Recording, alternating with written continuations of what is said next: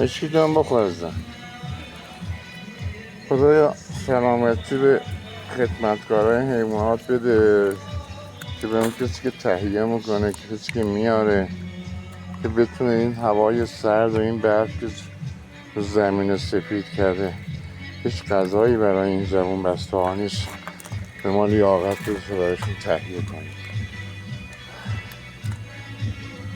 من که یه افتخار میدونم به اینا خدمت کردن، چون نجیب و پاکن، عالین، خوبن، با وفا با بقا، خیلی نجیب و آروم. ببین چرا تا اینا کسی رو باز نگرفتن، اذیت نکردن. به خدا هیچ خطری نداره هیچ سگی تو دنیا. من که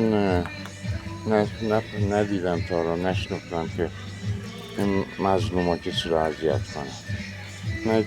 نجیب خوب مهربون با وفا.